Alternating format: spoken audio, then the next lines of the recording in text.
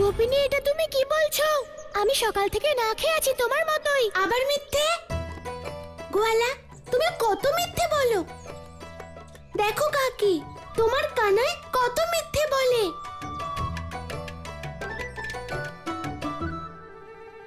কানাই, এবার সত্যি করে বলতো, কোথা থেকে খেয়ে এসেছিস? মা, তুমিও এই গোপিনীর কথা বিশ্বাস করে নিলে? আমি সকাল থেকে কিচ্ছু খাইনি। আমার তো খুব খিদে পেয়েছে। তাহলে চালগুলো কি নিজে থেকে তোর মুখে এসে লাগলো? বল। আর দেখো কাকি, তাও কাঁচা চাল। কাঁচা চাল খেয়ে এসেছে এই গোয়ালা। আগে মাটি খেত, আর এখন কাঁচা চাল। ওকে জিজ্ঞেস করো, ও কি ভোজন পায় না যে ও কাঁচা চাল খায়? হ্যাঁ কানাই, উত্তর দে রাধা মায়ের প্রশ্নের। বল। মা, আমি পথে এক নারায়ণ ভক্তের দেখা পেয়েছিলাম। কাঁচা চালের প্রসাদ বিতরণ করছিলেন, তাই আমি নিয়ে নিয়েছি। আর প্রসাদ তো প্রসাদই হয়, সে কাঁচা হোক বা রান্না করা। গোয়ালা, সত্যি কথা বলো, এই কাঁচা চাল তুমি কোথায় পেলে? আমি তো কখনো দেখিনি প্রভু নারায়ণকে কোনো ভক্ত কাঁচা চালে ভোগ দিয়েছে। গোপিনী, খুব খিদে পেয়েছে, আগে খেতে দাও। ঠিক আছে কানাই, তুই প্রসাদ খা। বলরাম, তুই আয়। হ্যাঁ কাকি।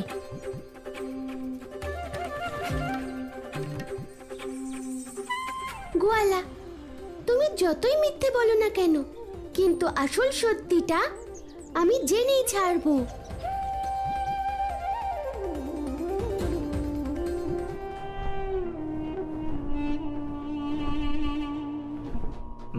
মন্দার পর্বত, মন্দার পর্বত, বাইরে আসুন।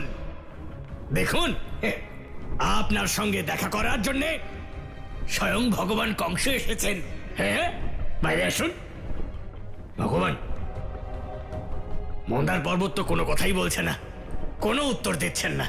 এমনটা আবার নয় তো যে জলের মধ্যে ডুবে থাকার জন্য উনি গলে গেছেন? সমুদ্র মন্থন হয়েছে বহু যুগ পূর্বে, তাই মনে হচ্ছে তোমার স্বর মন্দার পর্বতের কানে পৌঁছচ্ছে না। আমি জাগ্রত করছি ওকে। ওম কংসায় নমঃ। ওম কংসায় নমঃ।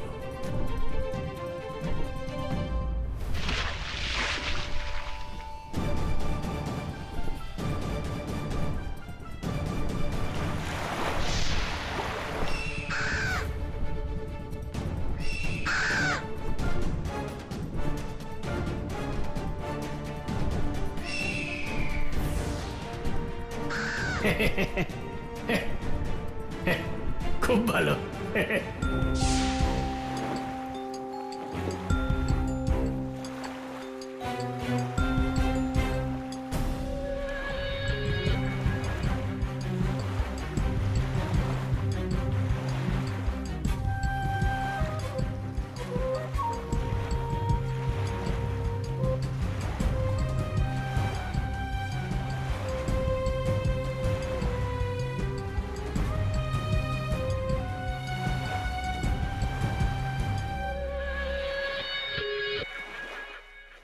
মন্দার পর্বত, প্রকট হও।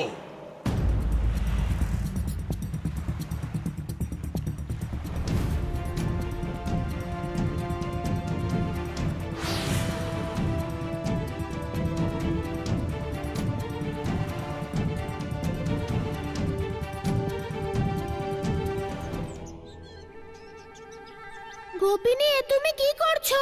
আমার হাত ছাড়ো। তুমি কি নিজের হাতে আমাকে এই ভোগ খাইয়ে দিতে চাও? গোয়ালা, না আমি তোমাকে ভোজন করাবো, না আমি তোমাকে ভোজন করতে দেব যতক্ষণ না তুমি আমার প্রশ্নের উত্তর দিচ্ছ। গোপিনী, খিদে পেয়েছে, আগে একটু খেয়ে নিতে দাও। প্রশ্ন তো পরেও করা যায়। গোয়ালা, তুমি তো এক্ষুনি বললে না যে তুমি প্রসাদ খেয়ে এসেছো, তাহলে আবার কি করে খিদে পায়? আরে গোপিনী, খিদে তো খিদেই, যখন খুশি পেতে পারে। সত্যি সত্যি বলো গোয়ালা, যে তুমি প্রতিদিন ভোজন আর প্রসাদ ছেড়ে কোথায় চলে যাও? গোপিনী, আমি প্রতিদিন কোথায় যাই? শুধু আজকেই তো গিয়েছিলাম। গোয়ালা, তুমি একদম মিথ্যে বলবে না। কাকি আমাকে সবকিছু বলে দিয়েছে। আমি শুধু তোমার মুখ থেকে সত্যিটা শুনতে চাই। গোপিনী, গোপিনী, এত রাগ স্বাস্থ্যের জন্য ভালো নয়। সময় এলে আমি তোমাকে সব বলবো। না, পরে বলবে না, এক্ষুনি বলো। গোপিনী, এখন খেতে দাও, খিদে পেয়েছে, সকাল থেকে কিছু খাইনি। কে তুমি? কেন ডাকছো আমায়? আমি ভগবান কংস, এখানে তোমাকে উদ্ধার করতে এসেছি। উদ্ধার? ভগবান? আমি সকল ভগবানকে খুব ভালো করে চিনি। তারা তখনই আসে যখন আমাকে প্রয়োজন পড়ে। কার্যোদ্ধারের পর আমাকে ভুলে যায়।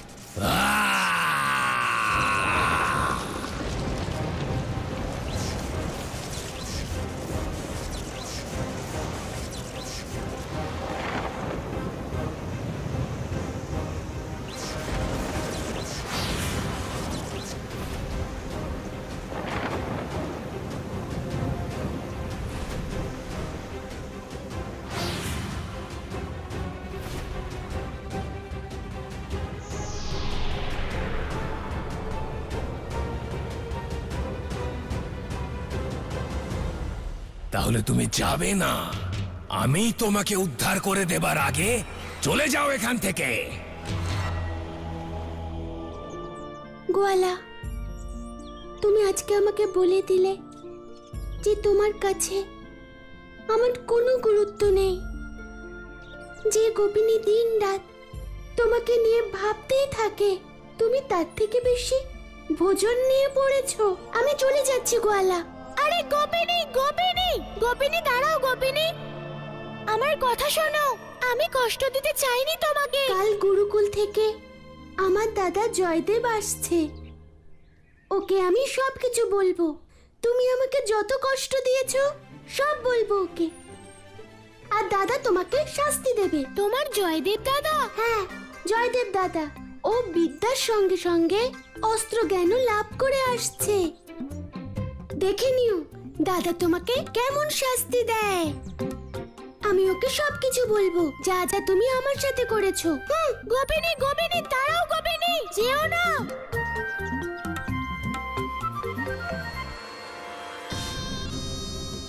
উদ্ধার করতে হলে ওই চক্রধারীকে করো। প্রতিশোধ নিতে চাইলে ওই বিষ্ণুর উপর নাও। আমার কিছু করার নেই কংস। না কারোর উপর প্রতিশোধ নেবার আছে, আর না আমার কাউকে উদ্ধার করার আছে। আমি জানি মনে মনে তুমি প্রতিশোধের ভয়ঙ্কর আগুনে জ্বলছো।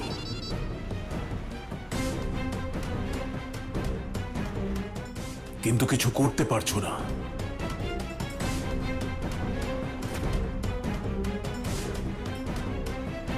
তুমি সত্যি বলেছ কংস।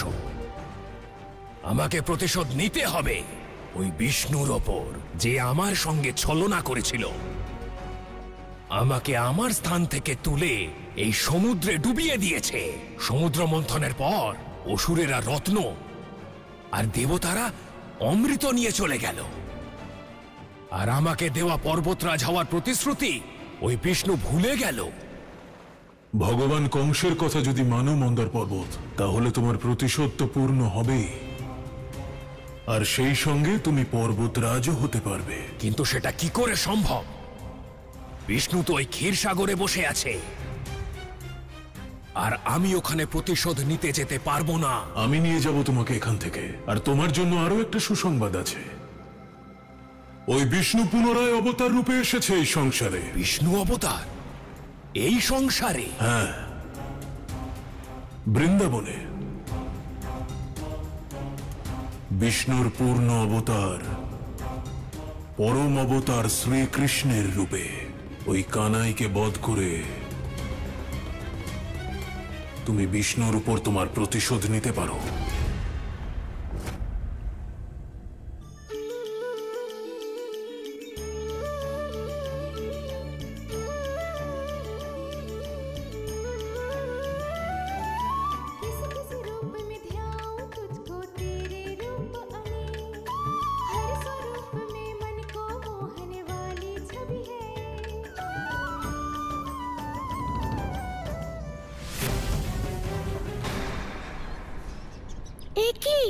ভজন মাঝপথে থেমে গেল কেন? এমনটা তো কখনো হয়নি। নিশ্চয়ই আমার ভক্ত কোনো সংকটে পড়েছে। রক্ষা করো প্রভু, তোমার ভক্তকে রক্ষা করো প্রভু।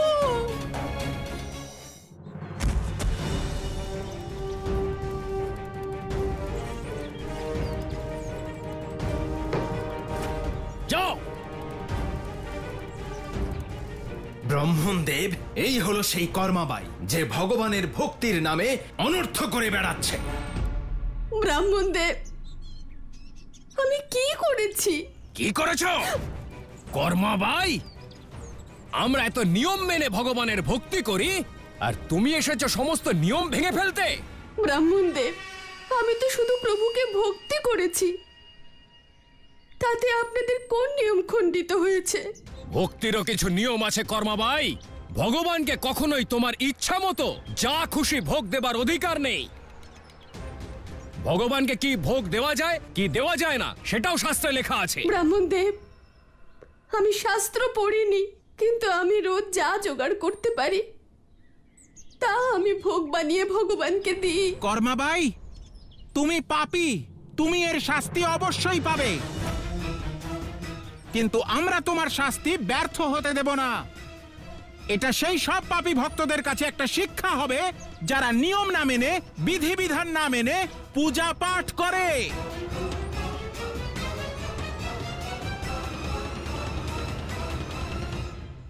মনে হচ্ছে কর্মাবাই কোনো সংকটে পড়েছে। যদি আজ কর্মাবাইয়ের কিছু হয়ে যায় তাহলে সংসারের সবার ভক্তি থেকে বিশ্বাস উঠে যাবে। আমার কর্মাবাইকে রক্ষা করতেই হবে।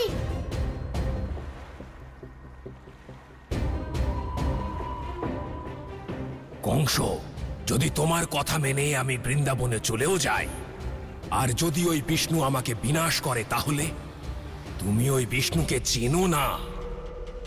ওই চক্রধারীকে এই সংসারে আমার থেকে বেশি আর কেউ চেনে না। ওর সব ছলনার সঙ্গে আমি খুব ভালোভাবে পরিচিত, কিন্তু এখানে প্রশ্ন ওর ছলনার নয়, তোমার অধিকারের, তোমার অস্তিত্বের, তোমার পর্বতরাজ হওয়ার। তাই বৃন্দাবনে তোমাকে তো যেতেই হবে। কিন্তু আমার মনে একটা সন্দেহ রয়েছে কংস। যখন তোমার এত বড় বড় শক্তিরা ওই পরম অবতার কৃষ্ণের কিছুই করতে পারেনি, তখন আমি তোমায় কিভাবে সাহায্য করব? আর আমি তো ওই ছলনাকারী বিষ্ণুকে দেখেছি ছলনা করতে। মন্থনের পরে পরমা সুন্দরী মোহিনীর রূপ ধারণ করে ওই দেবতাদের অমৃত আর অসুরদের সোমরস পান করিয়েছিল। ওই ছলনাকারী বিষ্ণু নিজের সুবিধার জন্য সবকিছু করতে পারে। অসুর গুরু শুক্রাচার্য,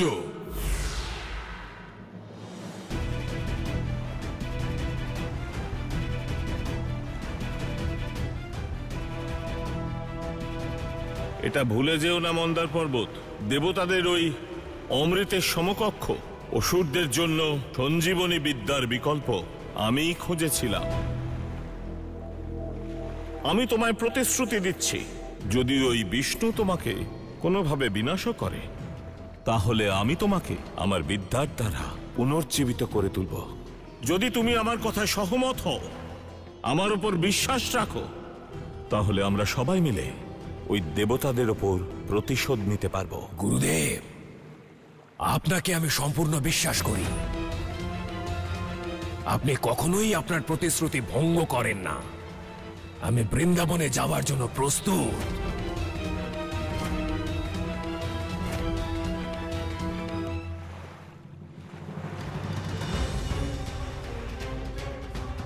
বিষ্ণু অবতার কৃষ্ণ নিজের স্বার্থ পূরণ হয়ে যাবার পর যাকে তুমি অবাঞ্ছিতের মতো ত্যাগ করেছিলে, সেই মন্দার পর্বত আসছে নিজের প্রতিশোধ নিতে।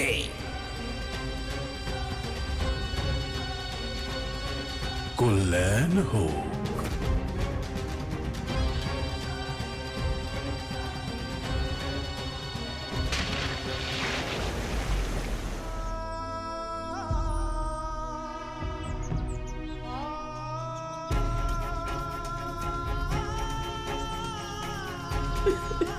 কর্মাবাই, তোমার শাস্তি হলো তোমার মুখে কালি লাগিয়ে, তোমার গলায় ঘন্টা বেঁধে, কোমরে ঝাড়ু বেঁধে গোটা গ্রামে ঘোরানো হবে। না ব্রাহ্মণদেব, আর তোমাকে গ্রামের সীমানার বাইরে বের করে দেওয়া হবে। এরকম করবেন না।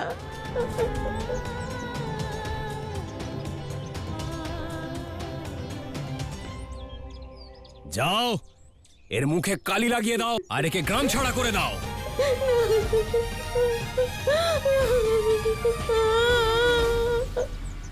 নারায়ণ, দাঁড়ান ব্রাহ্মণদেব।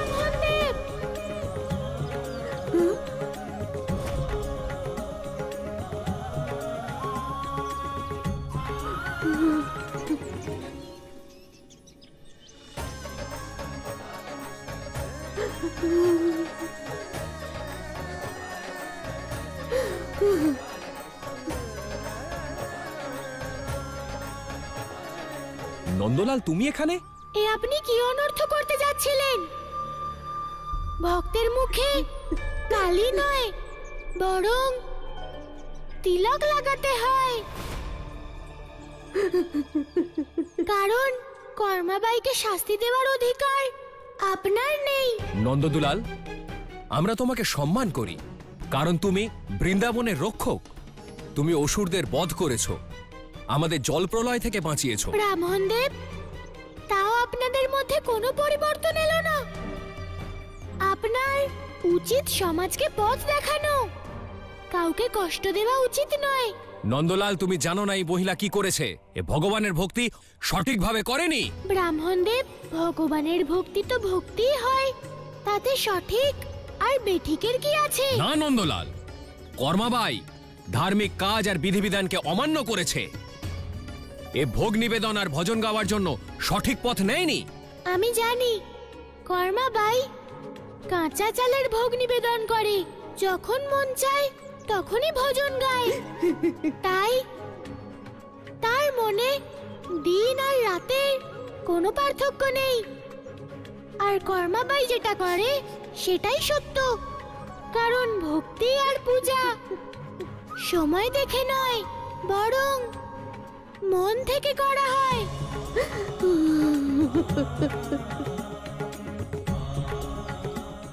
সে যদি পূজাবিধি নাও জানে, তাও সে এই সংসারের সবচেয়ে বড় নারায়ণ ভক্ত। একজন প্রকৃত ভক্তকে অপমান করা মানে স্বর্গের সকল দেবদেবীদের অপমান করা, সাক্ষাৎ নারায়ণকে অপমান করা।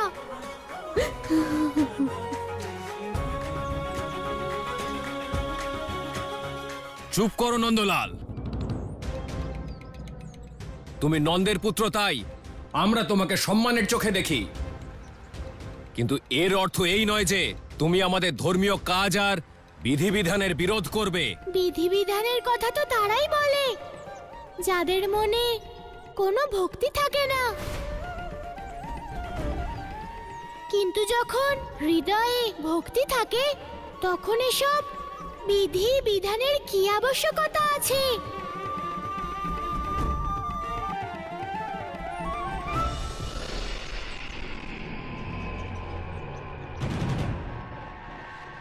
আচ্ছা,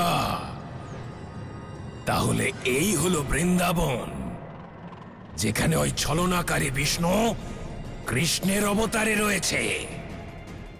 আমি আসছি পরম অবতার শ্রীকৃষ্ণ আমার সঙ্গে করা বিশ্বাসঘাতকতার প্রতিশোধ নিতে, যা তুমি সমুদ্র মন্থনের জন্য আমার সঙ্গে করেছিলে।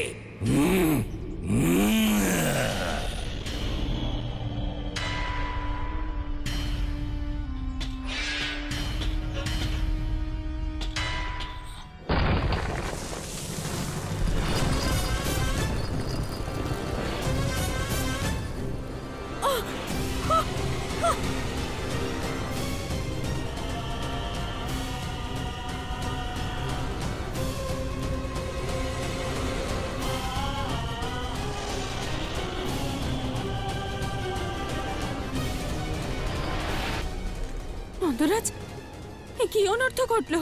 মনে হচ্ছে ভূমিকম্প এসেছে। ভূমিকম্প? নন্দরাজ, এ আবার কোনো সংকটের আভাস নয় তো? এবং অতি তীব্র গতির ভূমিকম্প।